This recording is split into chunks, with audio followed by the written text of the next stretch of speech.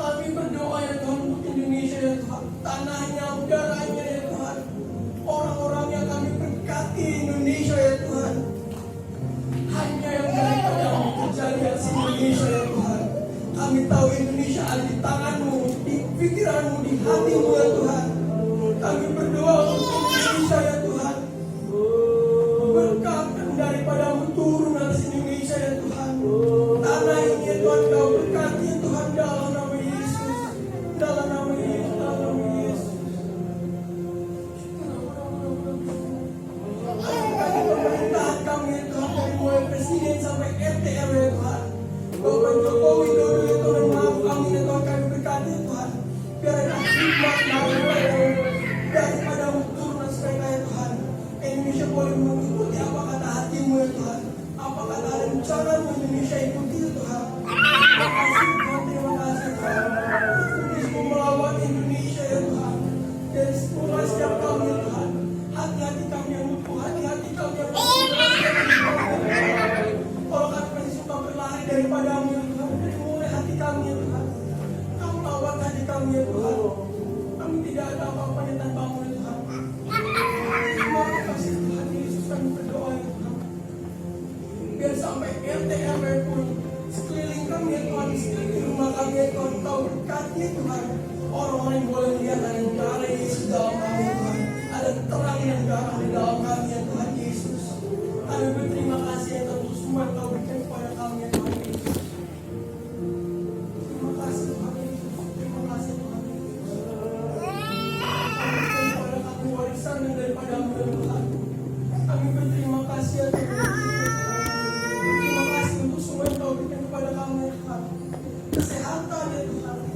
Berkat yang berkelimpahan turun kami ya Tuhan. Kami berterima kasih ya Tuhan. Terima kasih Tuhan. Kami mau berdoa juga ya Tuhan untuk pemimpin GBI ini ya Tuhan. Dari mulai Bapak Ibu Harjo sampai dengan gembala di tempat ini ya Tuhan. Pak Niko, Pak Samuel Haknadi ya Tuhan. Pak Nuah ini ya Tuhan. Dan di sini Pak Tony ya Tuhan. Kami berkati ya Tuhan. Dengan berkat yang melimpah-limpah ya Tuhan. Dengan berkat rohani jasmani daripada-Mu ya Tuhan. Dan daripada-Mu turun atas kami semua ya Tuhan. Kami berterima kasih ya Tuhan Yesus. Terima kasih ya Bapak. Kami berterima kasih kalau hari ini kami bisa berkumpul bersama di tempat ini ya Tuhan Yesus. Semoga kami berkat kasih kepada-Mu kepada kami ya Tuhan. Kami mau berdoa juga ya Tuhan untuk Hotel Meraka Merbabu ini ya Tuhan. Biar orang-orang boleh melihat ya Tuhan, di mana ada Tuhan Yesus tinggal, di situ ada mujizat yang terjadi. Berkat turun atas tempat ini ya Tuhan. Kau berkati manajemen ya Tuhan, semua orang yang bekerja dan menginap di tempat ini ya Tuhan. Biar semua orang yang melewati tempat ini ya Tuhan, merasakan ada hadirat Tuhan yang turun atas tempat ini ya Tuhan. Kami berterima kasih ya Tuhan. Kami berdoa di dalam nama Tuhan Yesus dan Tuhan Yesus. Amin. Kembali dulu kita mengangkat persembahan kita, persembahan yang terbaik buat kita. Tuhan Yesus, terima kasih Tuhan, kalau Kamu kasih yang terbaik untuk Tuhan, untuk kemuliaan nama Tuhan. Dan kami berkati Tuhan, tangan-tangan yang memberi Tuhan berkati berlipat-lipat kali dari Tuhan. Berkati juga kebenaran dari persembahan kita, dan boleh terus memperkaya kerajaan-Mu dan memuliakan menyenangkan hati-Mu. Terima kasih Tuhan, terima kasih. Ini yang Tuhan Yesus. Silakan duduk Bapak Ibu.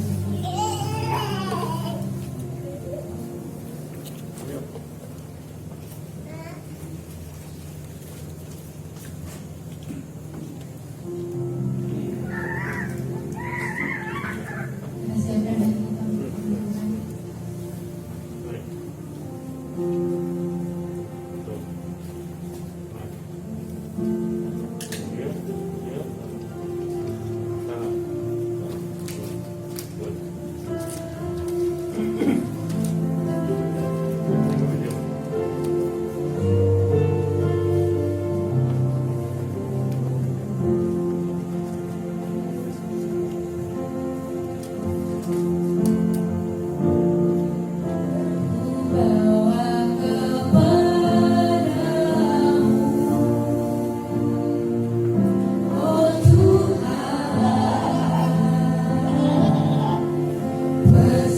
Persembahanku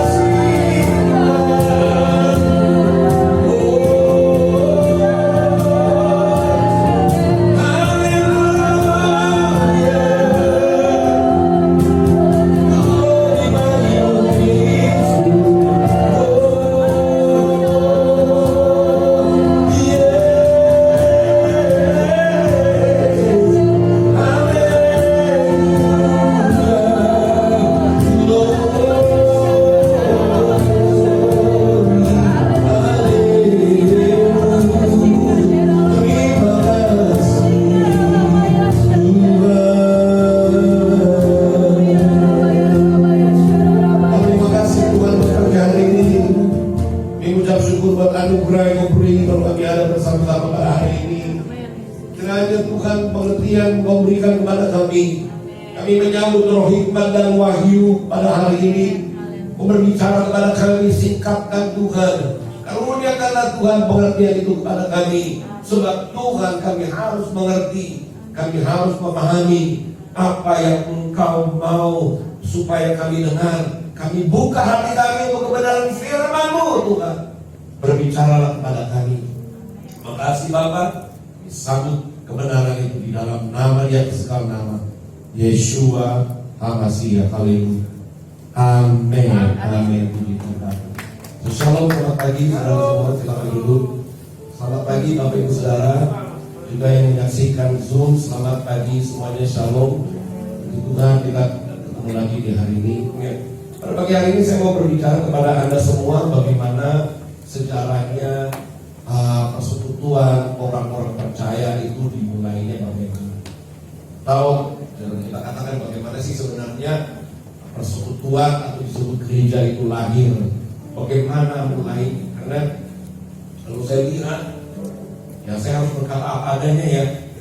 Kehidupan dari jemaat mula-mula dan murid-murid Tuhan terlebih dahulu dan persekutuan jemaat mula-mula, rasanya kalau saya amati ini, kalau saya amati tidak seperti jemaat mula-mula, tidak seperti jemaat mula-mula. Karena itu saya melihat bagaimana sebenarnya orang percaya hari-hari ini mengalami struggle, mengalami kesusahan untuk melihat, untuk mengalami apa yang Tuhan sebenarnya rencanakan. Padahal kalau kita betul-betul menangkap apa yang Tuhan katakan, kita masuk di dalam waktu pergerakan Tuhan yang amat sangat dahsyat. Dan kalau kita lihat jemaat mula-mula bagaimana mereka dibangun pertama kali, melalui dari murid-murid Tuhan itu sendiri. Semua yang disebut murid-murid Tuhan, mereka adalah tentu saja adalah orang-orang Yahudi sendiri. Mereka adalah orang-orang Yahudi sendiri. Dan bagaimana akhirnya Injil diberitakan sampai ke bangsa-bangsa, sehingga lahirlah persekutuan yang disebut jemaat mula-mula yang terdiri dari berbagai bangsa. Dan bagaimana terjadinya persekutuan itu? Dimulai dari murid-murid Tuhan itu sendiri, mulai dari orang-orang Yahudi itu sendiri. Nah, kepada orang-orang Yahudi itu kan beritahu apa sebenarnya yang ada di dalam isi hati Tuhan, sehingga ketika Tuhan memberikan penglihatan kepada mereka apa yang tertulis di dalam kitab para nabi, apa yang tertulis di dalam kitab Musa dan kitab nabi-nabi, itulah yang sebenarnya yang mau digenapi di dalam Yesus Kristus. Nah, kalau kita lihat Bapak Ibu Saudara, orang Yahudi itu adalah satu bangsa yang lahir dari sebuah perjanjian. Kalau Bapak Ibu menyelidiki kita lihat orang Yahudi itu bukan muncul begitu saja, tapi mereka ada oleh karena sebuah perjanjian. Kalau Anda ingat bagaimana orang Yahudi itu muncul ketika pada waktu malahan mereka dilepaskan dari perbudakan Mesir. Waktu mereka dilepaskan dari perbudakan Mesir, itulah pertama kali bangsa Yahudi lahir.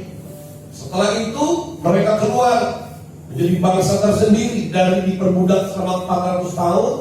Mereka keluar dari perbudakan sampai akhirnya masuk ke tanah Kanaan, tanah perjanjian. Kemudian kita lihat nabi-nabi selanjutnya berbuat sesuatu hal yang ada di depan yang harus tergenapi, yaitu kedatangan perjanjian yang sebenarnya yang ada di dalam Yesus Kristus Tuhan. Nah, ketika Yesus naik di kayu salib, ketika dia mati di kayu salib,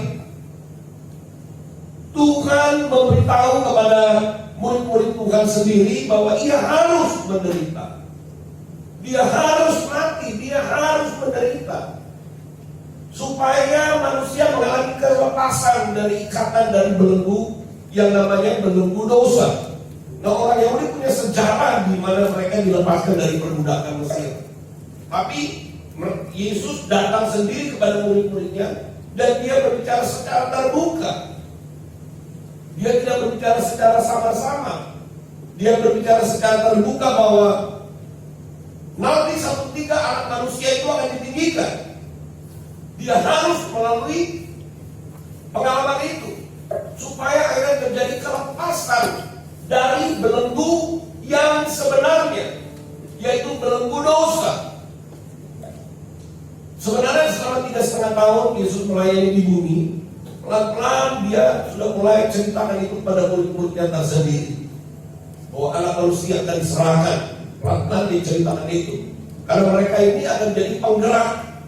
Murid-murid Tuhan akan jadi penggerak untuk satu permulaan yang baru, supaya bangsa-bangsa lain dapat mengerti dan mengenal bahwa langit, seluruh bumi ini sudah dibawa ikatan yang namanya belenggu dosa.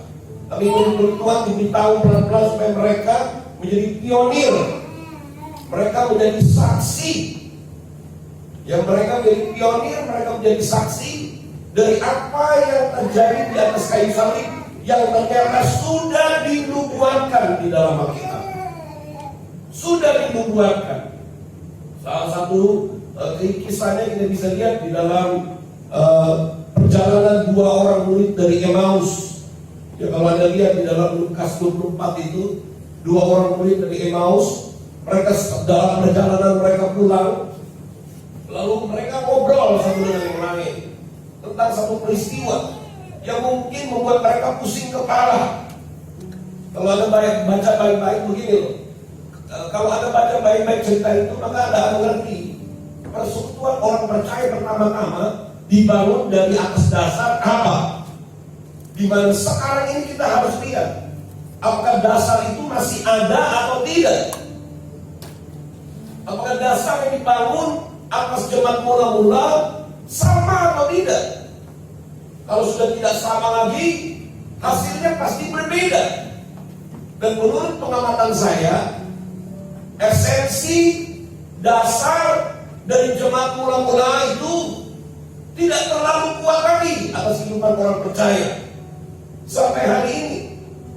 Karena ketika saya berdoa terus, Roh Kudus katakan, sampaikan apa yang terjadi dengan jemaat mula-mula. Bagaimana jemaat mula-mula itu dibangun di atas satu dasar yang luar biasa, di mana Tuhan berbicara terlebih dahulu kepada murid-muridnya.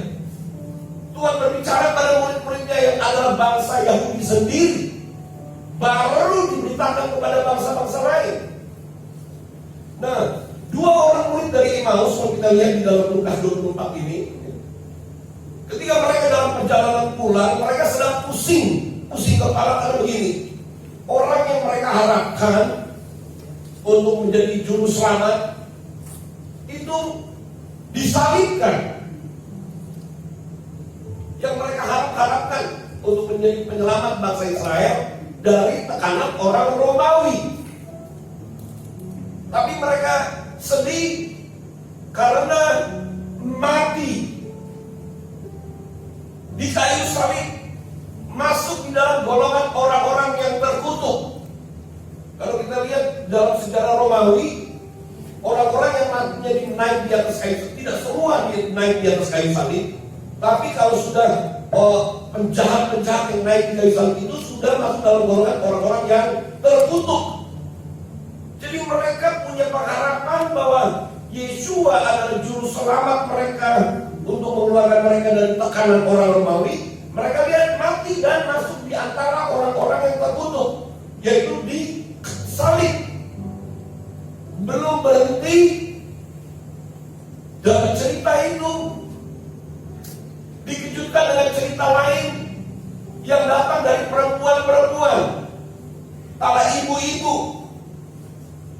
Kalau diceritakan dalam Lukas 24, kalau Anda bisa buka Alkitab Anda atau gadget Anda bisa lihat peristiwa itu sudah 3 hari berlalu. Yeshua sudah 3 hari mati. Kemudian dikejutkan oleh berita yang disampaikan oleh para wanita atau para ibu-ibu yang menyatakan bahwa Yeshua tidak ada lagi dikubur. Sudah tidak ada lagi di situ. Jadi normal pusingnya. Pengharapan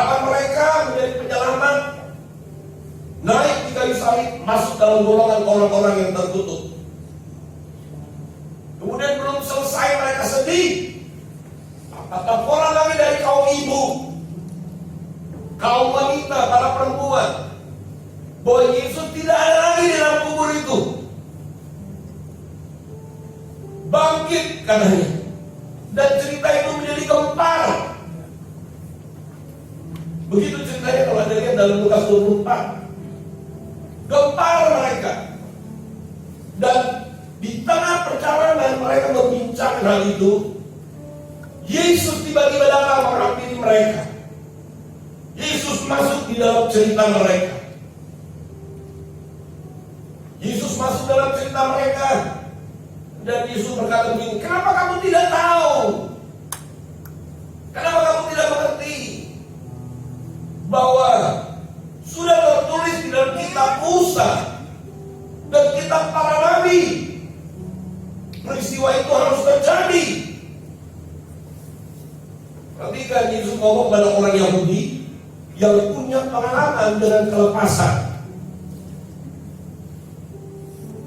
punya pengalaman, orang Yahudi punya pengalaman kelepasan dengan perjanjian yang Tuhan adakan bagi mereka. Nah, Yesus berkata, kenapa kamu tidak mengerti bahwa itu ada tertulis dalam kitab Musa dan kitab para nabi? Harus terjadi demikian. Begitu ya. Lalu cerita itu berkata Yesus seolah-olah mau meninggalkan mereka dan mereka panggil, mari mampir dulu ke rumah. Mereka perlu menyadari bahwa itulah Yesus. Jadi waktu akhirnya Yesus sampai di rumah mereka, Yesus mulai memecah-mecahkan roti. Waktu Yesus mulai memecah-mecahkan roti, terbuka mata mereka. Dalam saat itu juga Yesus menghilang, lenyap. Nah, kalau Anda lihat di dalam cerita itu Lukas 24, Yesus harus berbicara kepada orang Yahudi terlebih dahulu bahwa yang sudah tersurat di dalam kitab para nabi, kitab Musa dan kitab para nabi, jelas-jelas ditulis kitab Musa dan kitab nabi-nabi,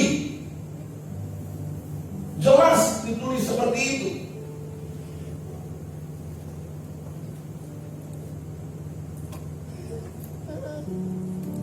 Lukas 24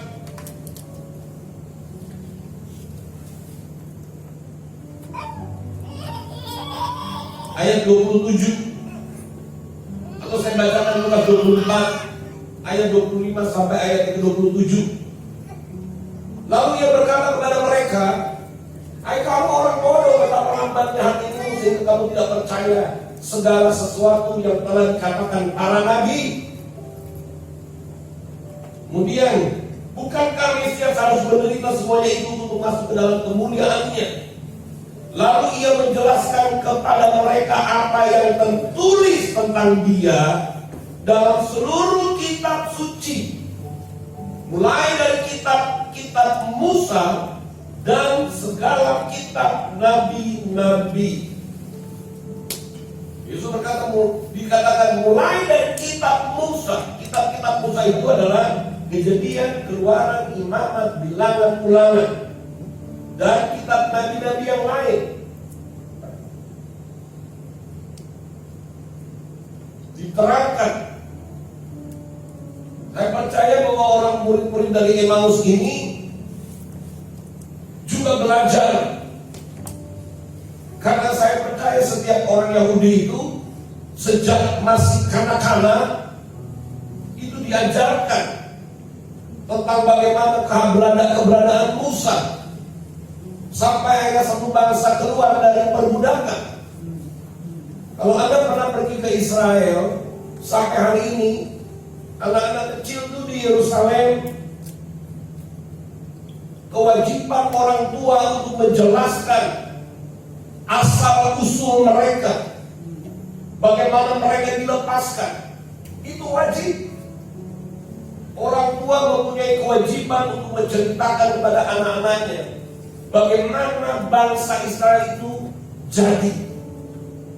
Baru umur 12 tahun mereka diserahkan kepada rabi, guru agama, untuk ditabiskan bahwa umur 12 mereka bisa baca Torah atau tanah sendiri, kitabnya orang Yahudi. Tapi di bawah umur 12 tahun mereka diajak, karena Ulangan mengatakan begini, ada di dalam Ulangan. Tuh, Musa berbicara kepada keluarga orang Israel, kepada orang tua, para imam-imam, para ayah-ayah di dalam keluarga Yahudi. Kamu harus membicarakan itu, lihat. Kamu harus mengajarkannya kepada anak-anakmu dan membicarakannya. Apabila engkau duduk di rumahmu, dan apabila engkau sedang dalam perjalanan, apabila engkau berbaring, dan apabila engkau bangun. Coba Anda perhatikan bagaimana orang Yahudi, para orang tua orang Yahudi mengajar kepada anak-anaknya. Kira-kira kalau lihat Ulangan 11 ayat 19, apa sih yang diajarkan kepada anak-anak mereka? Makanya saya percaya 2 orang murid dari Emmaus ini, mereka diajarkan oleh orang tua mereka bagaimana satu bangsa keluar dari perbudakan oleh sebuah perjanjian. Dan Musa terus mengajarkan kepada bangsa Israel, rayakan itu setiap tahun, yang adalah perayaan Paskah. Jadi Musa memerintahkan kepada keluarga-keluarga orang Yahudi harus dirayakan. Anda bisa baca dari Keluaran 12. Rayakan itu, sebab itulah peristiwa korban penebusan. Jadi mereka diajar untuk mengerti bahwa itu adalah penebusan. Itu adalah penebusan. Itu adalah penebusan. Ajarkan. Jadi ini Ulangan 11 ayat 19 yang diajarkan kepada anak-anak itu, yaitu tentang penebusan. Kuat sekali orang Yahudi kalau berbicara tentang penebusan. Dan kalau Anda lihat baik-baik, dari situ ketika 2 orang murid dari Emmaus sedang berjalan pulang, melihat, mendengar cerita yang terjadi, bahwa Yeshua yang mereka harapkan itu mati di kayu salib. Kemudian setelah 3 hari dapat kabar baru lagi. Maka Yesus berbicara kepada mereka seperti tadi, kenapa kamu tidak mengerti, kenapa lambat hatimu, sehingga kamu tidak percaya segala sesuatu yang telah dikatakan para nabi. Kemudian Yesus tegaskan, mulai dari kitab-kitab Musa sampai kitab para nabi. Semua kitab-kitab Musa dan kitab para nabi semua berbicara tentang penebusan. Nah, kalau Anda lihat dalam cerita itu, ketika Yesus menyebut, dan pasti dalam cerita itu 2 orang murid dari Emmaus pasti mereka menceritakan kepada murid-murid yang lain. Sebab pada waktu Yesus memecah-mecahkan roti, terbukalah pengertian mereka. Ada di situ. Terbukalah pengertian mereka sehingga mereka mengerti. Oh, itu yang ditulis oleh Musa dalam kitab-kitab dan kitab para nabi. Terbukalah mata mereka dan mereka pun mengenal Dia, tetapi dia lenyap. Dibuka, terbuka pengertian tentang penebusan yang dibicarakan oleh nabi-nabi, mulai dari Nabi Musa. Itu adalah beberapa dari murid-murid yang menjadi penggerak untuk jemaat mula-mula. Mereka dibukakan tentang penebusan yang tadinya di dalam kitab Musa dan kitab nabi-nabi itu berbicara penebusan untuk bangsa Israel. Dan Waktu itu mereka baru mulai mengerti, oh ini penebusan. Dengan masuknya Rasul Paulus, semakin diteguhkan bahwa penebusan tidak hanya untuk orang Yahudi saja, tapi untuk bangsa-bangsa lain juga. Paulus dipanggil untuk memberitakan Injil penebusan, atau saya katakan Injil kasih karunia, Injil penebusan kepada bangsa-bangsa lain. Dengan contoh bangsa Yahudi sendiri. Nah, kalau Anda lihat ya, saya harap Anda mengerti apa yang saya katakan, karena memang ini sangat teologis. Tapi Anda harus tahu, supaya Anda bisa lihat perbedaannya jemaat mula-mula dengan yang sekarang-sekarang bagaimana. Nanti Anda lihat sendiri.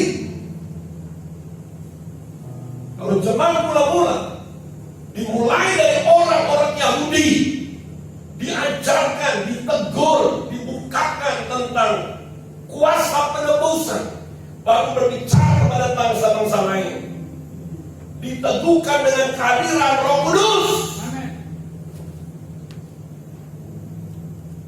Terjadi kegerakan yang luar biasa pada waktu itu. Sangat fenomenal peristiwanya. Karena apa? Orang-orang Yahudi sudah punya pengertian itu tentang penebusan. Kemudian pada waktu hari Pentakosta, Roh Kudus hadir, menggenapi apa yang sudah dibukakan kepada mereka terlebih dahulu. Baru terjadi kegerakan luar biasa. Sekarang kita lihat dengan orang Kristen yang sekarang, apa yang terjadi.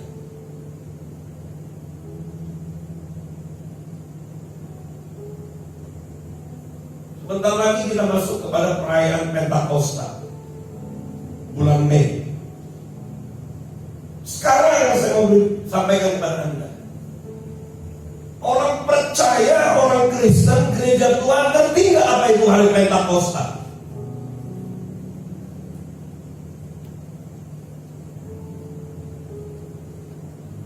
Kita tidak bisa berbicara tentang Pentakosta kalau kita tidak mengerti tentang karya Paskah.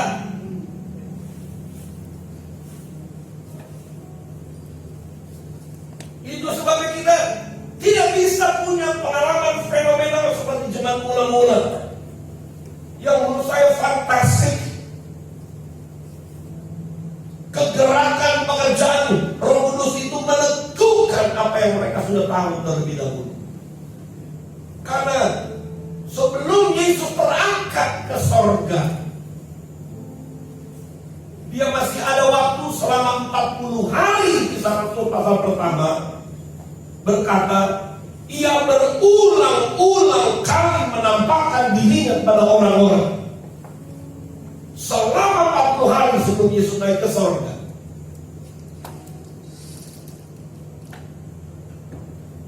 Dia berbicara terus. Kira-kira apa sih kalau dikatakan begini? Kita langsung 1 ayat 3.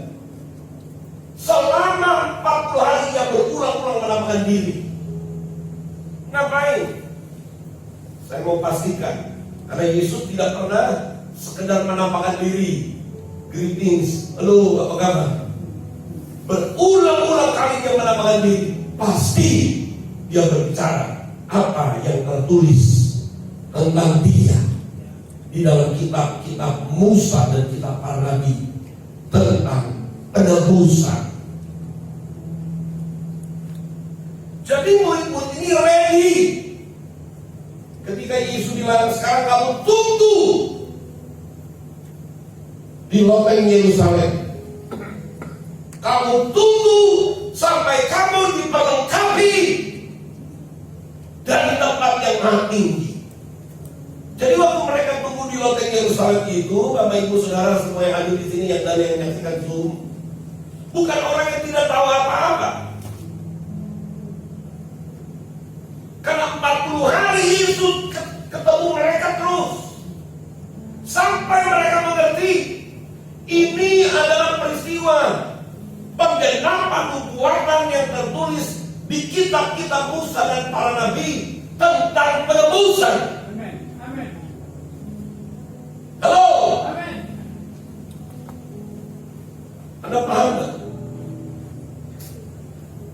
Itu sebabnya saya lihat, oh my God, yang katanya gereja Tuhan udah terlalu jauh pengalamannya dengan jemaat mula-mula. Jadi waktu mereka kumpul di loteng Yerusalem menantikan Roh Kudus turun, mereka kumpul dalam satu pengertian yang sama. Saya berani pastikan mereka kumpul dalam keseharian yang sama, karena Yesus sudah berbicara kepada mereka 40 hari berulang-ulang menampakkan diri. Dia berbicara tentang terebusan, ada hubungannya dengan kerajaan sorga. Dan pasti dia juga berbicara nanti kalau penolong itu turun, kamu akan menjadi saksiku. Halo? Amin. Anda bisa lihat itu? Anda bisa lihat perbedaannya? Kalau saya mau katakan, saudara, saya bukan orang baru dalam hal kekristenan. Orang tua saya dulunya adalah karyawan 5 yang Anda juga tahu itu. Saya juga masuk di dalam pelayanan di Rayon 5. Tapi terus Tuhan memberi saya masuk pada satu kedalaman yang saya sendiri tercengang-cengang.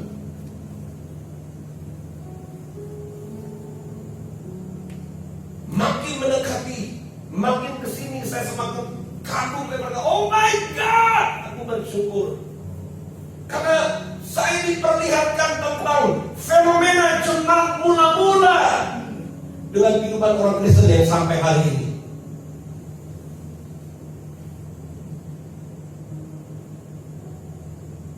Saya diperlihatkan satu cerita, sebuah penglihatan bagaimana loteng Yerusalem itu yang 120 orang di loteng itu. Mereka bukan orang yang tidak punya pengertian. Mereka sudah dibekali oleh Yesus tentang penebusan, sehingga mereka ready dengan kegairahan untuk menyambut kehadiran Roh Kudus. Mereka ready. Anda harus tahu, zaman itu Pak, belum ada keyboard, belum ada musik. Tapi hati mereka tetap membara oleh karena pengertian yang diberikan oleh Yeshua HaMashiach kepada mereka. Satu contoh itu murid dari Emmaus, baru Yesus memecah-mecahkan roti, pikiran mereka dibukakan. Jadi ada bayangkan 120 yang kumpul di loteng hotel berbambu waktu itu, mungkin namanya, kalau saya pakai namanya. Mereka tidak duduk cuma begini-begini aja. Mereka sudah punya passion. Mereka sudah punya kegairahan. Karena Yeshua sudah meyakinkan mereka something great is about to happen.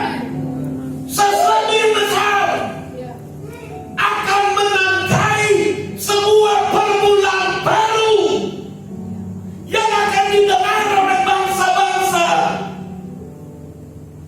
New beginning is coming.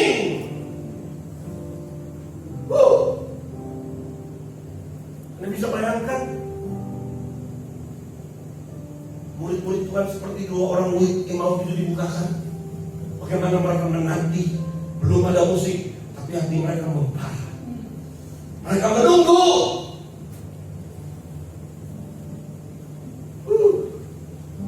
Dan Alkitab mencatat bukti pada waktu yang sudah ditetapkan, Shavuot atau Pentakosta hadir. Murid-murid itu dipenuhi dan mulai babak baru, new beginning. Dan Injil ini harus diberitakan ke bangsa-bangsa.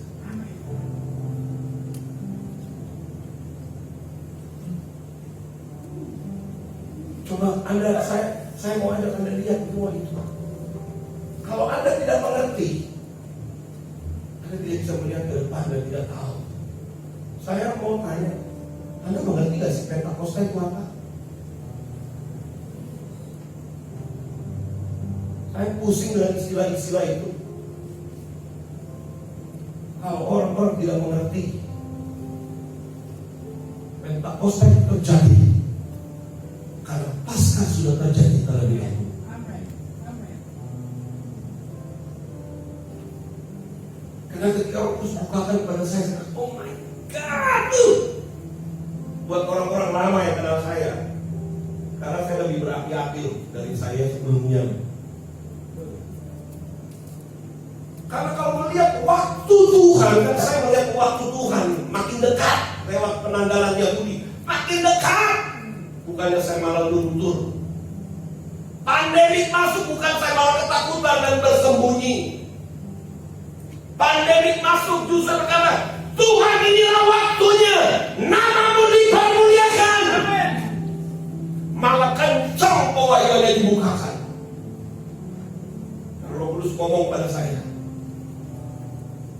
jemaat yang sekarang sudah kehilangan esensi, kehilangan passion, kehilangan kegairahan. Ya, datang gereja cuma duduk ini aja. Beda cuma mula-mula. Sudah diperlengkapi. Mereka ready. Begitu Pentakosta turun, Roh Tuhan turun. Permulaan baru untuk Injil penebusan mereka teruskan kepada bangsa-bangsa lain. Dan Alkitab mencatat kok dengan kehadiran Paulus juga, Asia kecil dan beberapa wilayah hanya dalam waktu 22 tahun, nggak pakai WhatsApp, nggak pakai Telegram, nggak pakai internet, nggak pakai Zoom. Injil ini bergerak cepat. Dan Alkitab ngomong, kesaksian mereka itu diteguhkan dengan tanda-tanda yang menyertai mereka. Karena Tuhan turut bekerja dengan tanda-tanda. Yes, amin, yes. Sekarang mari kita tanya, gimana orang percaya sekarang? Ada nggak tanda-tandanya? Ada nggak? Ya nanti lah Pak, masa tanda-tandanya kan ku bilang nanti. Kan aku bilang nanti Pak, mana? Kita harus membuka diri ya. Mana tanda-tanda yang menyertai orang percaya? Mana? Kenapa berbeda dengan jemaat mula-mula? Kenapa berbeda murid-murid Tuhan dengan tanda-tanda ajaib menyertai? Kenapa nggak ada lagi seperti itu? Keberanian untuk memberitakan Injil. Kenapa gak seperti jemaat mula-mula? Pada waktu itu, dalam zaman pemerintahan Romawi, Gubernur Agripa ketakutan dengan mereka. Padahal mereka gak punya pangkat. Mereka bukan orang berduit. Mereka cuma nelayan. Tapi kehadiran murid-murid mereka, murid-murid Tuhan, persekutuan mereka makin kuat, jumlah mereka makin bertambah. Kenapa jumlah mereka bisa bertambah? Apa ada donatur? Kalau sekarang ya maaf ya, persekutuan orang percaya nambah karena ada donatur, ada kepeng. Aduh Pak ini jangan keras-keras lah, nggak ada urusan. Sekarang begitu. Tapi kalau zaman itu genuine, asli, mereka dapat pengertian tentang penebusan. Dari itu Roh Kudus datang meneguhkan, sehingga kemanapun mereka pergi, yang sekolah teologi cuma satu, Rasul Paulus. Yang lainnya nggak sekolah teologi ya. Tapi dimanapun mereka berada, persekutuan mereka persekutuan yang solid dan dahsyat. Setiap kali mereka bersekutu, selalu ada tanda-tanda yang dikerjakan oleh Roh Kudus. Sehingga tak bisa dipungkiri kehidupan mereka menakutkan pemerintahan Romawi. Gubernur Agripa bilang bagaimana? Hampir-hampir saja menjadi Kristen. Di mana sekarang orang percaya sekarang? Halo, saya ngomong begini. Begini, kalau kita tidak tahu kuasa penebusan Yesus, kita gak bisa lihat masa depan. Kita gak punya fondasi yang kuat. Alkitab ngomong loh, dari pengertian penebusan plus Roh Kudus hadir, tidak ada satupun dari mereka yang hidupnya berkekurangan. Alkitab mencatat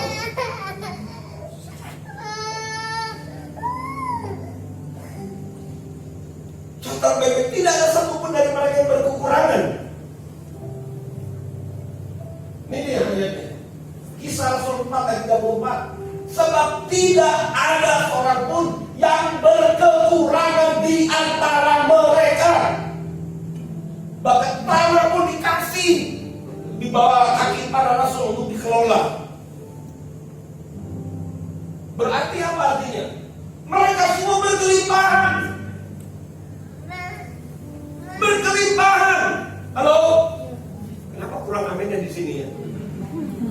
Apa ditutup ya mukanya?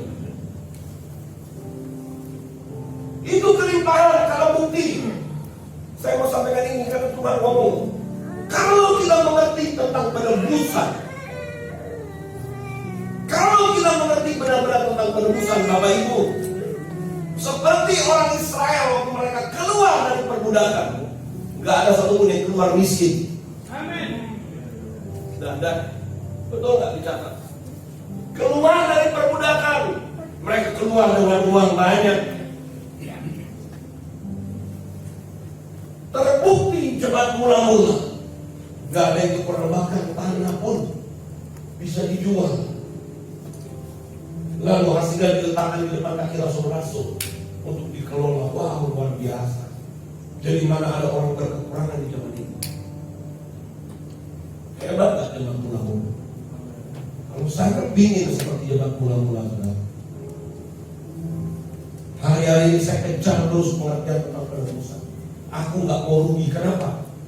Pemberitaan tentang penebusan pada jemaat mula-mula sampai sekarang harus diberitakan. Kuasa dan manifestasi penebusan yang diberitakan di jemaat mula-mula sampai sekarang kuasanya harus tetap ada. Amen. Dan tetap ada. Amen. Dan dia mau kita alami penebusan. Yes. Amen. Saya harus sampaikan Bapak Ibu Saudara, khususnya gembala di sini. Saya mengasihi sekali gembala di sini. Tapi kamu harus berani. Kalau kamu mau tempat ini menjadi salah satu percontohan seperti jemaat mula-mula, maka harus berani menghadapi perombakan. Saya ingat dulu waktu almarhum papa saya masih ada, dia selalu ngomong pilot project. Saya menanti Tuhan yang dikatakan oleh orang tua saya. Mana pilot project di Bekasi itu mana? Dulu saya masih bergabung dengan Rayon 5 di tim profetik. Tapi setelah saya sudah pulang, saya tidak tergabung lagi di dalam organisasi.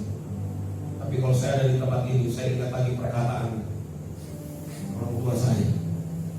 Pilot project, ingat tuh. Perkataan yang keluar dari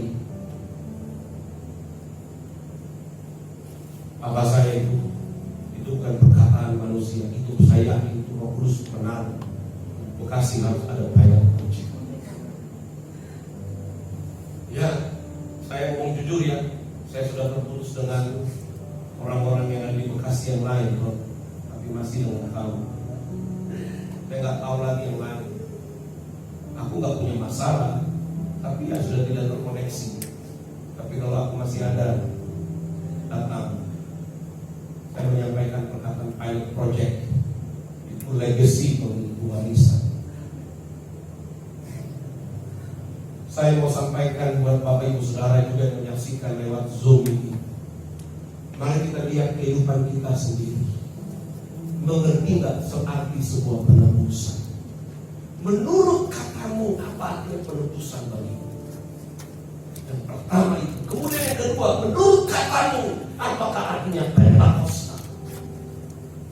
Kalau dua-dua hal kamu tidak mengerti, kamu tidak dapat apa-apa. Menurut katamu apa artinya penebusan bagimu? Dan menurut katamu apa artinya Pentakosta? Kalau kita gagal untuk menjawabnya, kita kehilangan perjalanan, kita kehilangan track yang Tuhan sudah tetapkan. Sampai sekarang saya masih berdoa, Tuhan, tahun-tahun lamanya saya dan orang tua saya menginvestasikan revelation. Harapan saya begini, saya masih punya pengharapan untuk Bekasi. Tadi saya tak jalan, saya ngobrol sama Haji. Ingat ke jalan ini, lulusan lagi dikit, Bekasi Plaza. Iya. Lulusan lagi dikit, Bekasi Plaza itu ya. Iya. Mobil dikit sama orang. Saya teringat itu tadi perjalanan. Saya tertunduk dalam hati.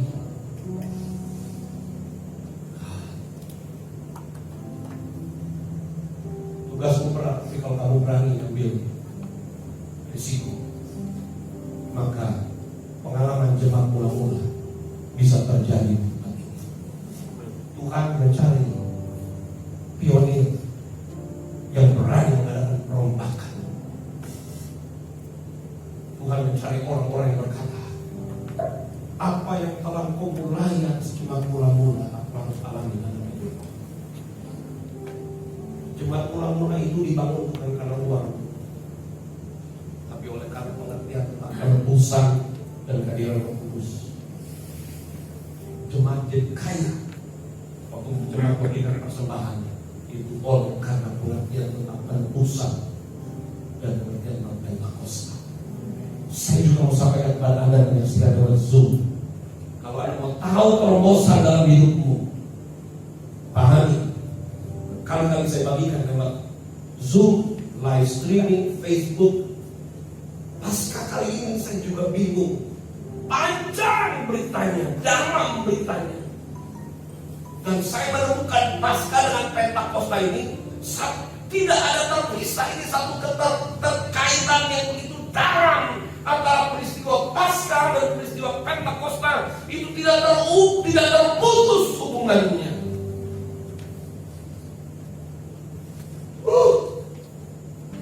Saya ngomong ini aja hati saya rasanya, karena waktu berjalan terus dan firman Tuhan tidak pernah berdusta. Kali-kali yang Roh Kudus ngomong begitu akan terjadi kalau mereka mengerti. Karena kalau Roh Kudus hadir, Roh Kudus menjelaskan itu semua.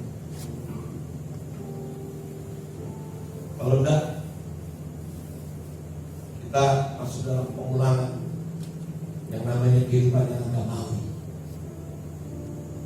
Kita menerima legacy yang tidak sesuai dengan apa yang kita katakan. So, dibangunnya harus benar. Pengertian tentang penebusan dan pengertian tentang Pentakosta harus kuat di tengahnya. Supaya jemaat masuk itu sama seperti 120 orang yang standby di Loket Yerusalem. Karena sudah berulang-ulang kali Yesus datang. Penebusan, baru nanti penolong datang menebuskan. Maka mereka menjadi jemaat yang luar biasa. Akhirnya Yerusalem itu menjadi center pusat untuk Injil penebusan disampaikan kepada bangsa-bangsa. Setiap kali meeting kumpulnya di Yerusalem.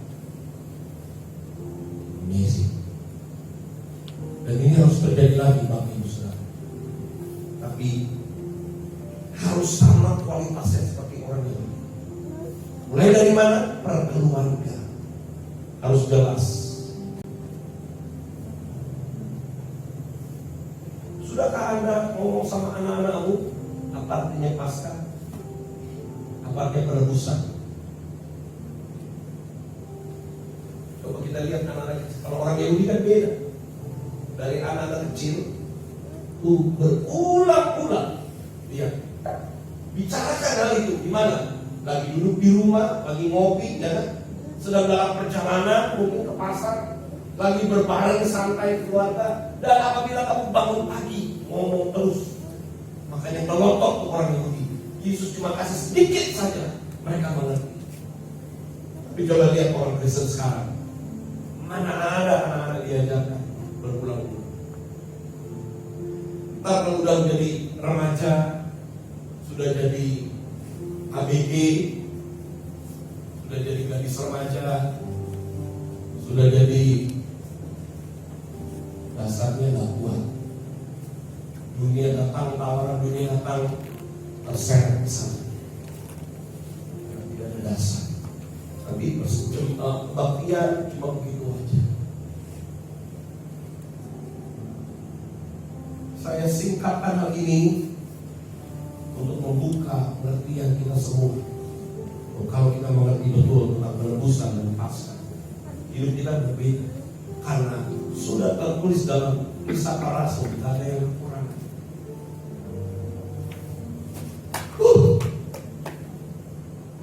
Pertumbuhannya menjadi kuat, menjadi dahsyat. Persekutuan mereka tidak bisa disangkali. Begitu kuat dan luar biasa. Saudara mau nggak mengalami kenyataan pasal penebusan dalam hidup? Dalam penebusan, kesembuhan benar-benar ada. Di dalam penebusan, mujizat benar-benar ada. Ada. Plus kehadiran Roh Kudus, penyertaan benar-benar nyata, Bapak Ibu Saudara. Sedih saya kalau melihat jemaat yang tidak mengerti penebusan dan tidak mengerti apa itu Pentakosta, fungsi dari Roh Kudus. Aku sedih kalau kita cuma bawa badan kita di gereja, cuma duduk dengan begini, nggak ada hasilnya. Ya, yang kekurangan tempat kekurangan, kompetisi di mana-mana. Kita lihat sekarang, saudara, saya harus ngomong apa adanya. Persekutuan, kalau saya pakai istilah gereja, udah menjadi tempat kompetisi.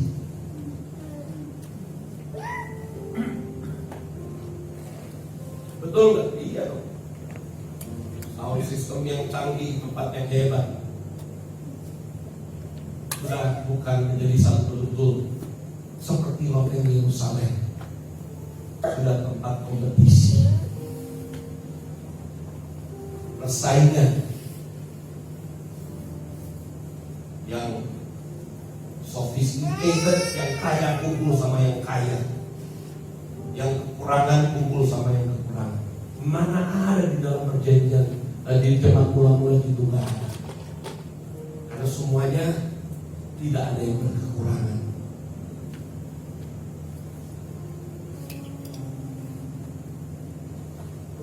Yang dicemaskan kalau dekat-dekat, bukan di sebelah, tempatnya lebih hebat, AC lebih dingin, datang harus pakai selimut, ya toh?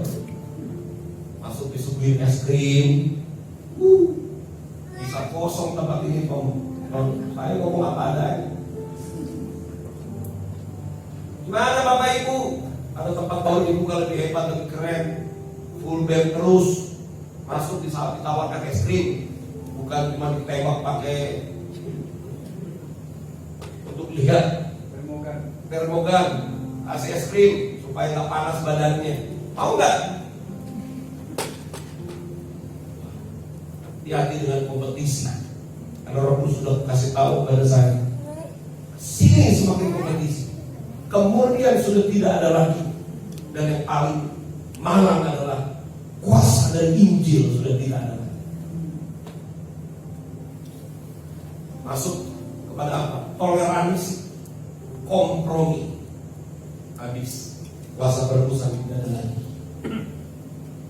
Tapi saya harus beritakan ini kepada Bapak Ibu Saudara sekalian yang ini sedang di sini dan mendengarkan di sini. Gak apa-apa pesannya keras, supaya kita bisa melihat sebenarnya siapa sih yang menjamin hidup kita, siapa sih yang menjamin masa depan kita, siapa yang menolong kita ketika goncangan sedang terjadi. Siapa kalau bukan Dia? Kenapa kita susah sekali merasakan kuasanya? Kenapa kita susah sekali merasakan pertolongannya? Sederhana jawabannya, karena kita tidak punya pengertian tentang penebusan yang dikerjakan. Tuhan mau kita berbahagia kok. Tuhan mau kita sehat. Tuhan mau kita pulih. Tuhan mau kita berhasil. Tuhan tidak mau kita punya utang. Tuhan tidak mau kita sakit-sakitan. Tuhan tidak mau kita kena pandemi. Tuhan tidak mau kita tutup usahanya. Tuhan tidak mau kita jadi miskin. Tuhan tidak mau kita jadi gak punya apa-apa. Tuhan datang supaya kita punya hidup, supaya kita punya sejahtera, shalom, dan kita punya hidup dalam segala kelimpahan yang Dia sediakan. Dia mau kita berbahagia.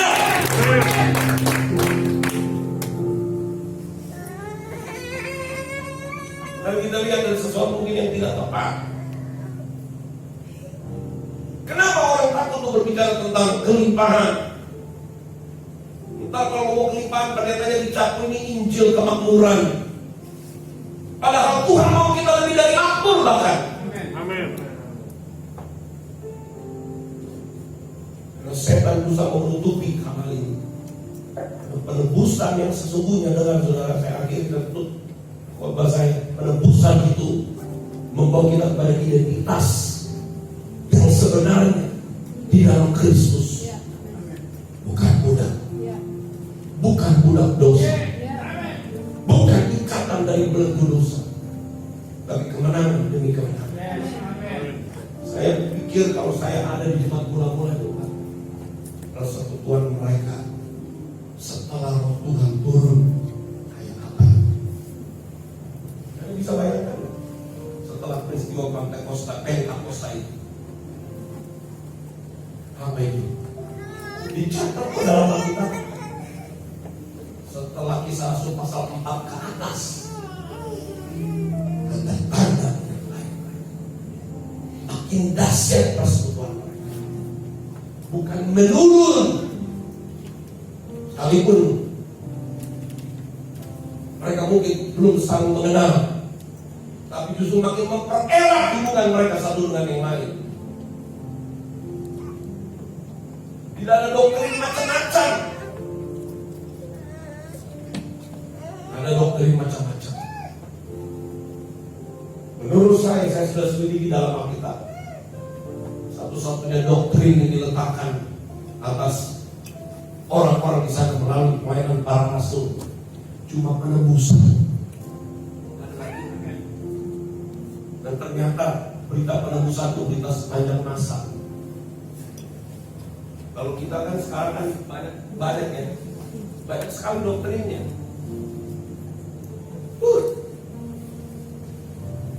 Tapi jemaat mula-mula cuma penebusan, kasih karunia.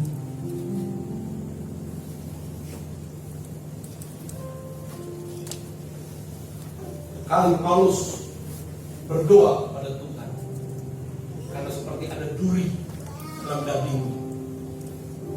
Lalu dia berdoa, Tuhan, angkat duri ini gimana? Saudara tahu, Tuhan cuma jawab begini. Ini jawaban sederhana tapi powerful. Cukuplah kasih karunia yang kuberikan kepadamu. Artinya begini, Paulus, kalau kau tahu tentang kasih karunia, kalau kau betul-betul mengerti tentang penebusan, beres itu duri dalam daging.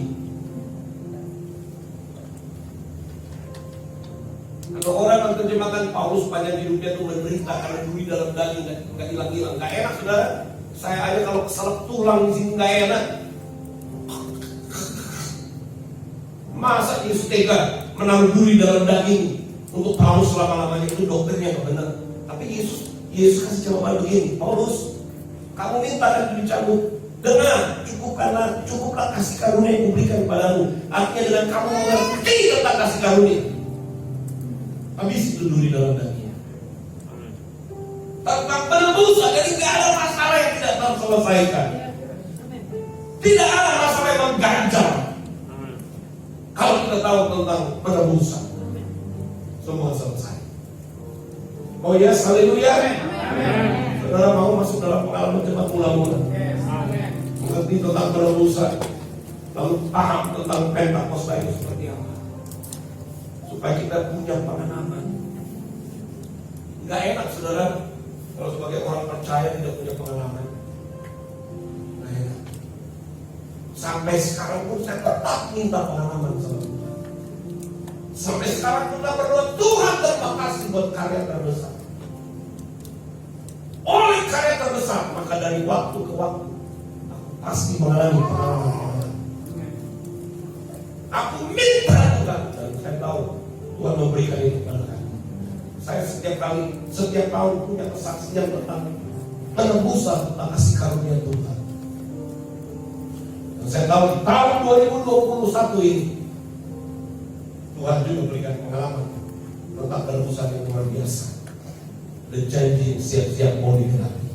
Dan saya sudah berkata, I am ready to God. Sebab saya juga tidak pernah hilang kata-kata ini. Kamulah saksiku. Itu pilot project. Kamulah saksiku. Orang bisa itu. Makanya kalau saya nyanyi lagu itu lain. Saya tidak berkata, karya terbesar dalam hidupku, pengorbananmu selamatkanku. Engkaulah yang tak ternilai, yang ku miliki dan ku hargai. Yesus, Engkau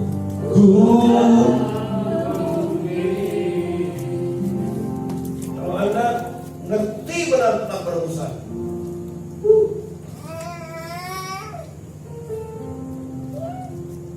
jangan ragu-ragu kalau nyanyi. Kalau saudara mengerti tentang penebusan, jangan ragu-ragu, supaya Anda mengalami kuasa penebusan dalam hidupmu. Sebab mujizat dari penebusan yang masih ada. Pemulihan dari karya terbesar masih ada. Kalau ada orang datang pada saya minta didoakan masalah yang itu juga, bukan berarti saya tidak mau doakan. Kalau ada orang datang minta didoakan, ceritakan permasalahannya, kami jelaskan, kami doakan, orang itu harus percaya. Tapi kalau datang lagi, kamu nggak mengerti. Karena dari penebusan itu jawaban atas persoalan manusia ada. Ada. Perbuatan iblis, perbuatan musuh tidak mampu mengalahkan kuasa penebusan Yesus. Siapa bilang masalah itu tidak bisa diselesaikan? Saya tidak pernah mendengar firman Tuhan berkata masalah ini tidak bisa selesai. Selesai semua masalahnya. Kalau kita mengerti dari mana Bapak Ibu Saudara, buka hatimu, dengar ini, lihat apakah kita mengerti tentang penebusan itu ada. Mau masalah rumah tangga, masalah suami istri yang hubungannya udah mulai retak, masalah anak-anak yang memberontak, masalah keuangan, usaha yang gak lancar, hutang belum terselesaikan, jodoh tak kunjung datang. Semua persoalan hidup manusia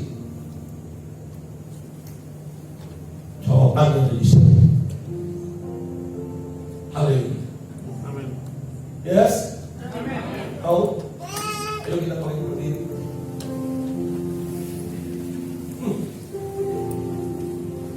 Kalau saudara mengerti apa yang saya katakan, mari kita nyanyi dengan bersungguh-sungguh.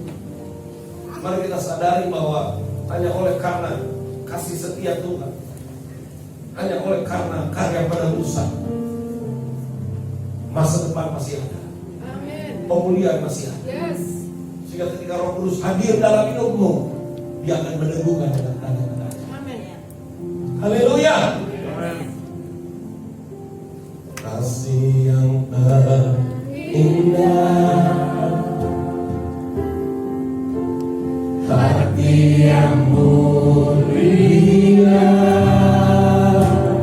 oh, ya. Hanya ku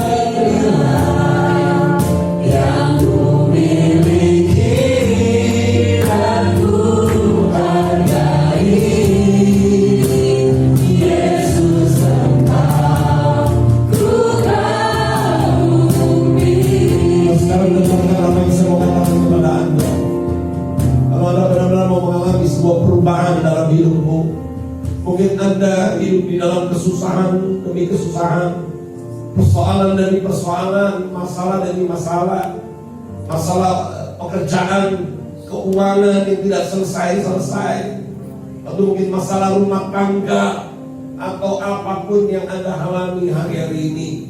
Maukah Anda mengalami terobosan dalam hidupmu? Saya hanya minta buka hatimu, datanglah kepada Dia dengan jujur, dengan sungguh-sungguh. Ngomong sama Tuhan, Tuhan, aku mau pengalaman pasca.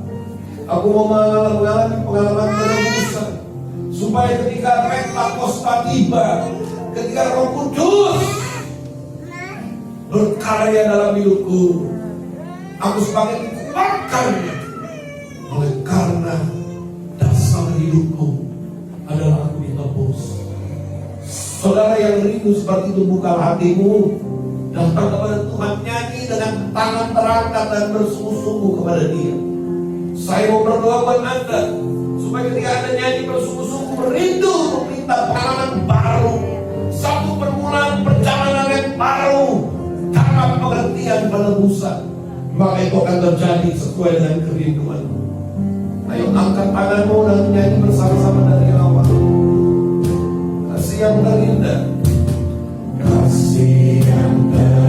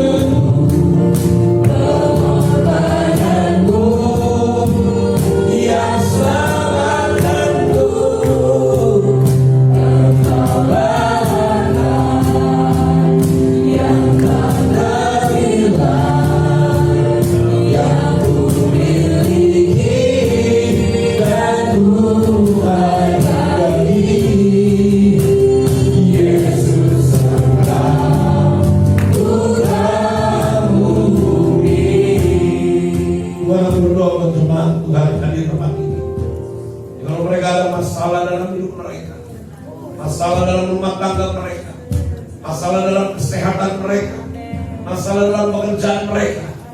Tuhan, karya-Mu terbesar yang menebus kami sejak 2000 tahun yang lalu. Kuasa penebusan tetap sama. Karena itu aku berdoa untuk setiap mereka yang hadir pada pagi hari ini, biar mujizat dari penebusan-Mu nyata dalam hidup mereka. Kau tidak pernah meninggalkan kami. Kau selalu ada beserta dengan kami.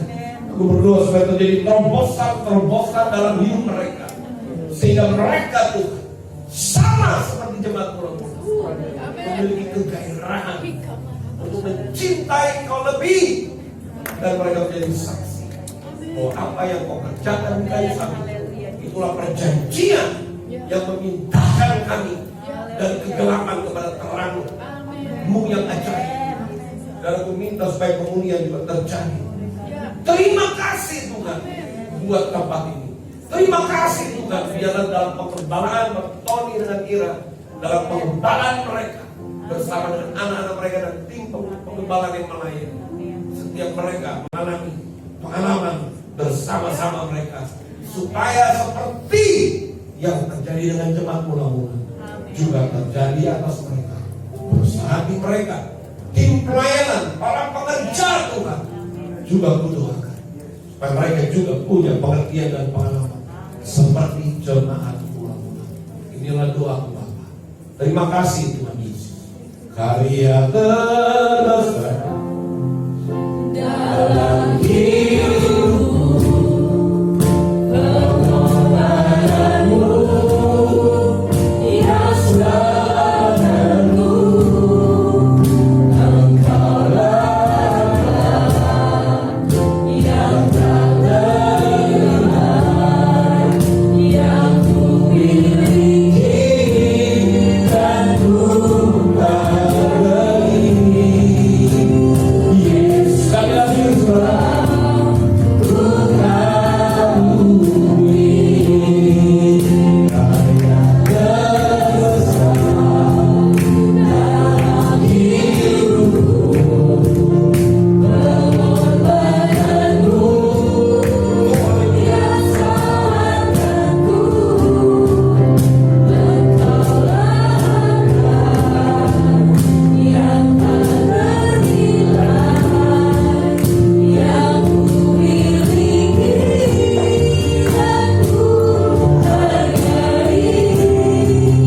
Yesus, Engkau ku kagumi. Yesus, Engkau ku kagumi. Yesus, terima kasih Tuhan Yesus untuk lawatan-Mu, kehadiran-Mu, untuk pesan pembebasan, pesan Paskah, pesan Pentakosta itu boleh terjadi buat setiap kami. Berkati Tuhan diri ini yang sudah menjadi saluran berkat buat kami. Terus pakai dia Bapa dengan pesan-pesan profetik yang lebih dan lebih dalam lagi untuk kami terima dan kami percaya kami punya kira seperti jemaat mula-mula. Terima kasih Bapa, terima kasih. Dalam nama Yesus yang percaya bersama-sama. Amin. Silakan duduk Bapak Ibu Saudara sambil menunggu Ibu Ira yang kasih pengumuman. Hari ini luar biasa pesannya. Siapa yang kita terima janji Tuhan. Setiap masalah, persoalan ini era Pentakosta, Paskah. Berapa kali saya sampaikan kan ketika ikut, kita sudah keluar dari Mesir. Ayo Mesir keluar dari kita. Kita sudah masuk dalam pembebasan dari Tuhan Yesus dan ayo kita punya kaya.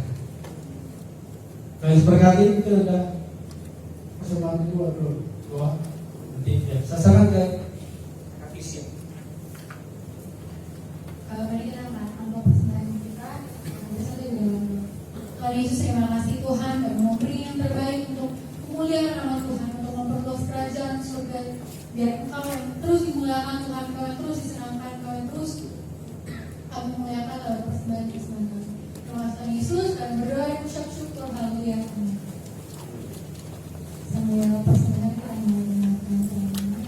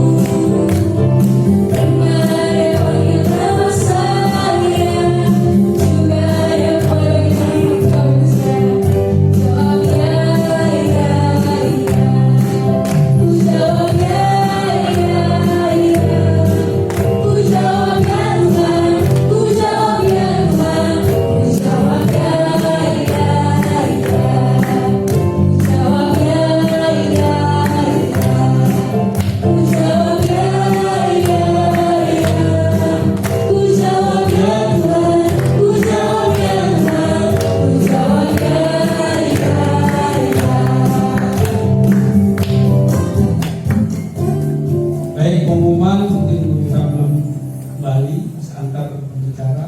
Silakan dulu Bapak Ibu. Yang pasti minggu depan pada pertama kita berjamaah terus sama-sama, ya. Terus hari Kamis ini kita ada ini kan kira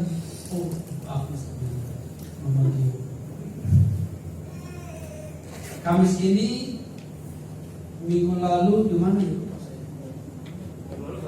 Oh, minggu lalu nggak ada ya? Oh ya, minggu lalu nggak ada. Berarti Kamis ini ada di tempatnya Pak Dani, ya, tempat Pak Dani ya, yang ini. Yang hari Jumat tetap ada anak muda. Saya berharap anak muda bisa sama-sama kita juga jadi cool sama-sama. Tempatnya anak muda masih di rumah saya. Belum atau kalau ini itu aja ya, kita berdoa sama-sama dan kita berdoa. Kami bersyukur, kami berterima kasih Tuhan Yesus. Kami boleh dengar firman-Mu, kami boleh memuji, menyembah Engkau dalam roh dan kebenaran. Kami sudah mendengar firman-Mu bahwa Paskah keluar dari Mesir dan Mesir ke dalam kami, dan ketika Yesus mati buat kami, itu pembebasan buat kami, dan kami akan terima karya-Mu yang terbesar dalam setiap kehidupan kami. Memasuki hari-hari Pentakosta, Tuhan terus memberikan tanda-tanda ajaib dan heran buat kami, untuk kami punya gairah, punya semangat untuk melayani Tuhan. Dan kami mau Tuhan setiap kami di kul-kul yang ada menjadi satu jemaat yang mula-mula, yang cinta Tuhan, takut Tuhan, punya gairah bersama-sama dengan Dia, dan melangkah, bergerak, mencari jiwa-jiwa. Karena itu panggilan kami, dan itu tugas kami yang Kau berikan. Pergilah, jadikan semua bangsa muridku, bahkan baptis mereka dalam nama Bapa, Anak, dan Roh Kudus. Kami percaya Tuhan, kami memiliki gairah, kami memiliki passion itu Tuhan, untuk kami boleh mencari jiwa-jiwa. Terima kasih Bapa, terima kasih Tuhan, dan kami percaya kami akan terima berkat daripada Engkau. Mari kekasih-kekasih Kristus di matanya Allah, itu family yang dikasihi Tuhan dan dicintai Tuhan, angkat tangan dan buka hati. Pulanglah dan terimalah berkat yang berlimpah-limpah dari Allah Bapa melalui Anak yang tunggal Yesus Kristus, serta persekutuan yang main dengan Roh Kudus menyertai Bapak Ibu Saudara dan saya dari siang hari ini sampai Maranatha. Yesus datang kedua kali, bahkan menjemput kita semua di awan-awan yang permai dan akan memerintah bersama-sama dengan Dia untuk selama-lamanya. Yang percaya dan diberkati katakan sama-sama amin. Tuhan berkati, selamat hari Minggu. Dan jangan lupa sebelum kita menikmati snack yang ada, kita foto bersama dulu di depan. Ya, yang kaum anak-anak muda boleh geserkan ini meja-meja dan kursi.